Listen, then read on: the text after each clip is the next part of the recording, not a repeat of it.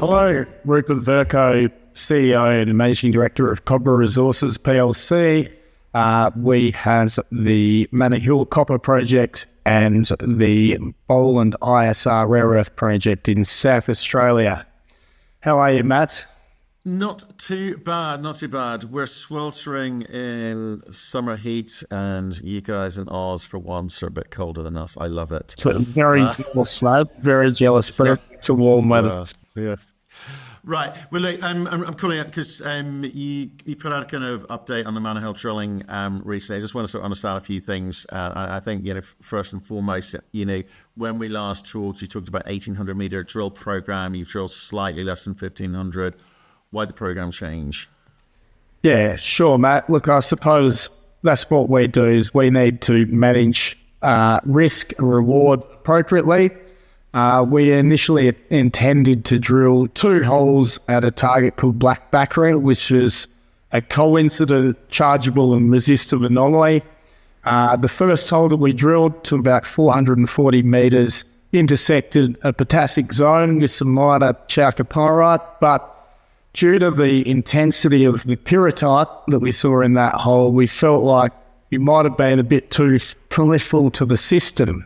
So rather than committing to that other 500 metre hole, we actually just drilled a lot deeper in 2 other skarn holes where we've seen significant depth continuities to existing mineralisation. There's really positive indicators for a very fertile and extensive porphyry system. Well, just talk about that, because one of the holes you kind of hit intersected bornite, right?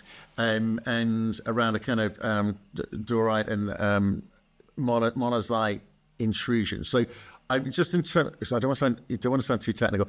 What does that mean, and why is it important? Yeah, sure. So look, what I think we need to contextualise is we have a mineralised skarn. It's very shallow. But that copper has been fed into this skarn system from something.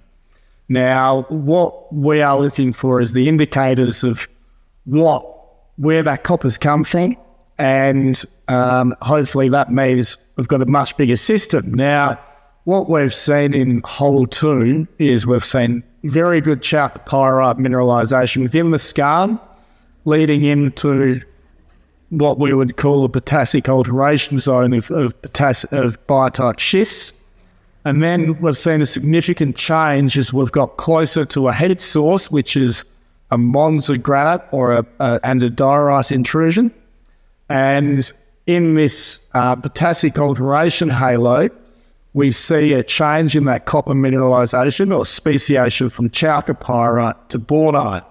Now, why that's important is chalcopyrite as a mineral is 33% copper, whereas bornite's over 60%. So it has a direct impact on grade, but geologically, it is a great indicator that you're in the potassic zone of a porphyry system. So this is showing us that the mineralisation system extends beyond the skarn and into a much greater porphyry system. So it's really encouraging. And it has very favourable economics for the scale of the Blue Rose project. Right. Okay. And again, I think we talked last time. You'd done some RC drilling. Are you sort of seeing these kind of deeper sulphide mineralizations consistent with what you saw earlier? Yeah. So hole 2, this second diamond hole, Matt, is drilled underneath 2 RC holes. One intersected 86 metres at 0.6% copper. The next hole, that was from 18 metres, and then 74 metres from about 70 metres depth at 1% copper, 0.25 grams gold.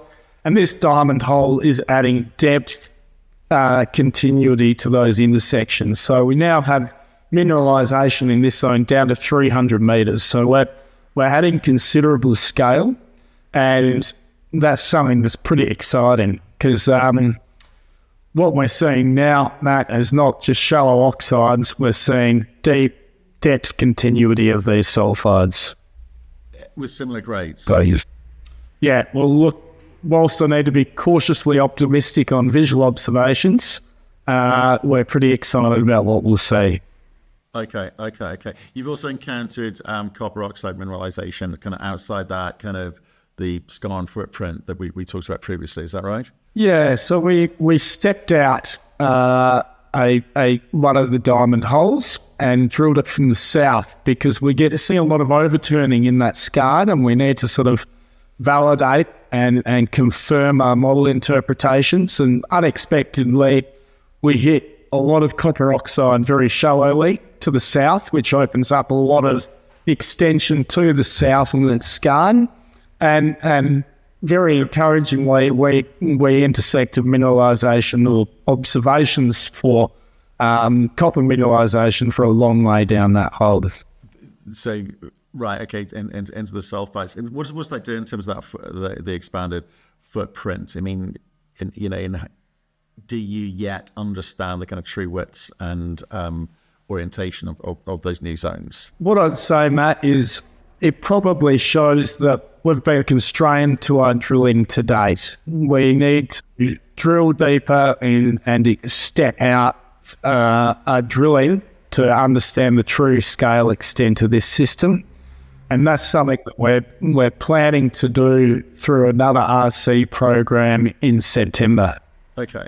And just a bit broad, I mean, but kind of stepping back, but how are you interpreting this? Because obviously, I think you look at hole one, you'd go maybe a technical success, but maybe I don't know how you interpret the data just generally, because obviously it can tell you how your vectoring model is working or not, and then you kind of, I think on hole three you kind of hit this anhydrite breccia, so can you just talk about how you interpret all of that? Yeah, look, but basically they're all very important components for the greater porphyry system. So anhydrite is a sulphide-rich mineral that represents the mineralizing fluid that's coming off that heat source.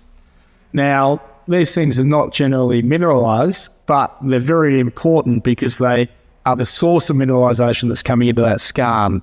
Now, what that tells us, and they're very common at some of the very large porphyry systems globally, but less common in Australia. So to hit one of this magnitude and this size is pretty encouraging.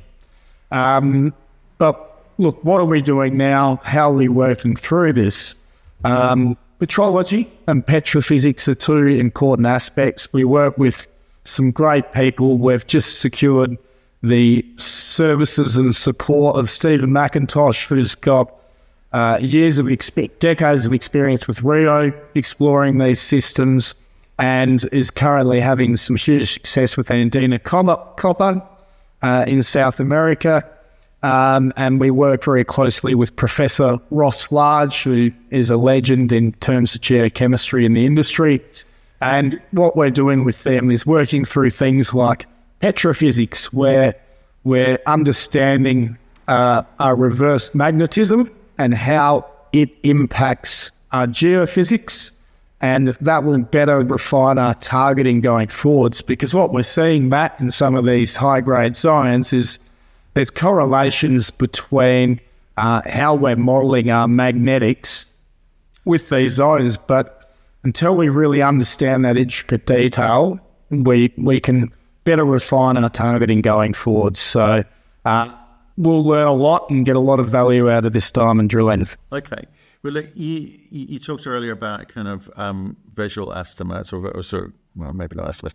You've had sight of it, but the assays aren't back yet, not expected till August, potentially. So when they do come back, what's your expectation, or what should we as investors, measure those results by? What do you hope to present? Well, look, I don't want to shoot myself in the foot, but hopefully we see some reflections of previous grades, and we're showing that scale.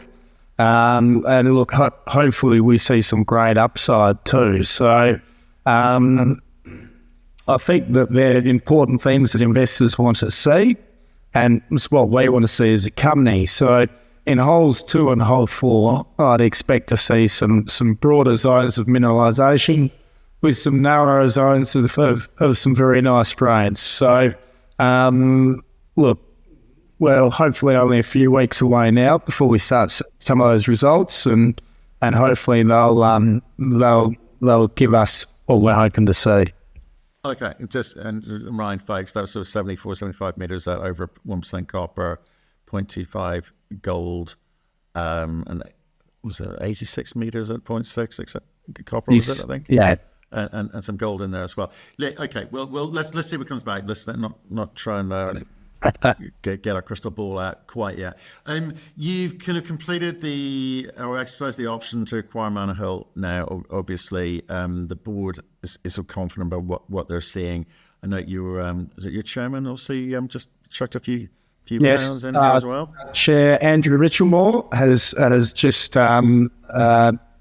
participated or purchased £140,000 worth of shares. So that's great commitment and endorsement by very much an industry heavyweight in what we're doing.